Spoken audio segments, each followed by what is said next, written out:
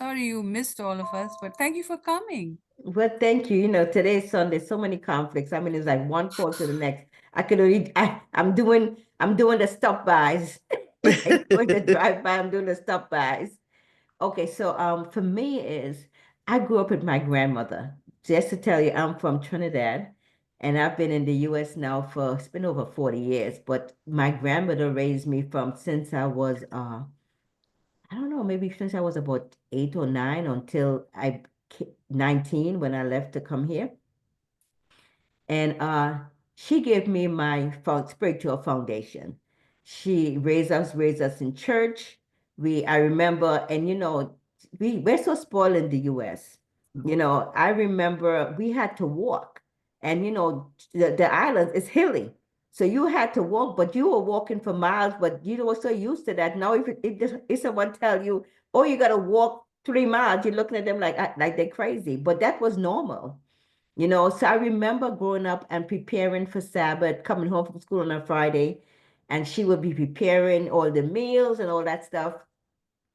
And Sunday was church, and we were active in the church. And so that really gave me that foundation to fall back to. And even though now, because I'm going to a Sunday church, and I felt really kind of guilty at first because since I moved down to Delaware, I used to live in New York, so now I'm in Delaware, and it's like so I went to visit a couple of churches, and I fell in love with this Sunday church, and I was so nervous to even tell my mother because they all go to Seventh-day Adventist, and now I'm 60, and I know I look like 30. But I'm 60. I'm 60, and I was like, what am I gonna say? I'm going to a Sunday church. But you know what? I broke the news, and they were it wasn't no fuss. It's like, I'm glad you're going to church, you know? And now I'm getting ready to get baptized. So I'm starting Sunday, this next Sunday, I'm going to the lessons. I haven't told them that piece yet, but that's coming.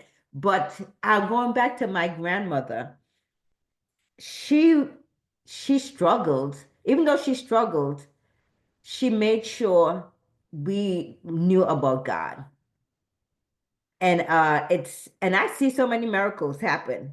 Even in her time, I didn't know anything what miracles meant, but I know certain things would happen, and she would be like, "Oh my God, look what God did!" Right? My grandmother couldn't read.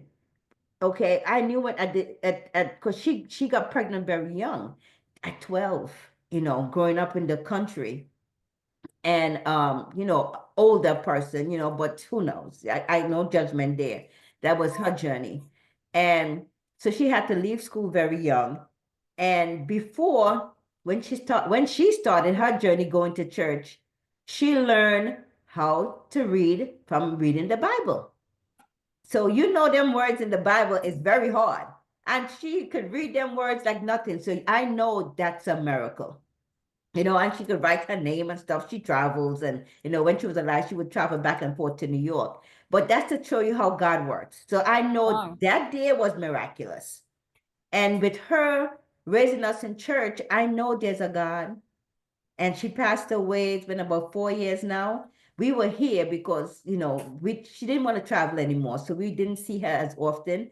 But it was so hurt because she was like my mother.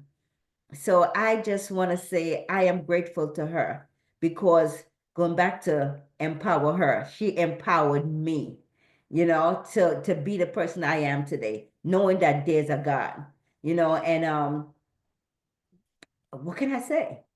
I raised my children with the foundation. They're adults now, so they make their own decisions. But I know I did my part in making sure they had the Christ, even though they didn't understand God, they're not going to church as they should, which is my daughter, but they have that foundation. So at the end of the day, it's us doing what we're supposed to do or what we should do, and giving them the foundation so that they can make their own decisions when they become an adult. So for me, it's my grandmother, and I love her, Oh, Fanny Roberts. oh, and what was her name? Fanny Roberts. Oh, she sounds such a wonderful grandmother. That's awesome. That's She so was. wonderful. One day, my prayer is I know, and I write that every day. I do a prayer for traction. I call it my journal to God, that's our conversation. And every day I write it. So my prayer is to open us a school in her honor. Mm, And it's going to be called the Fanny Roberts Academy. mm. And because she was just a pillar, then she started her own business and everything. So it's like, listen, there's nothing. When God put something in you, ain't nothing can stop that. So Yeah, yes, so she really changed. Her life was she when she passed on, she was very successful. yeah, Successful in business, successful in building relationships, yeah. and she loved everyone. So yeah. Wow, that sounds terrific. And yeah, I just felt like we did everything for 6, 7 days, and the memorial, the tribute is important because these women have influenced us, each of us. Your grandmother influenced you, and Sonia's grandmother, and that's what we are so great because of these wonderful women in our lives. And I think we need to acknowledge them. So this is the official closing of the 2025 Empower Women. I know some people want to keep going on and on and on. I've got so many emails from people that missed the conference and want to come back, and I love it. But as the organizers, we need to have time to just finish the project and then move to the next project. So I'm just anal like that. So so we'll figure it out. Now let's just stop. I won't take much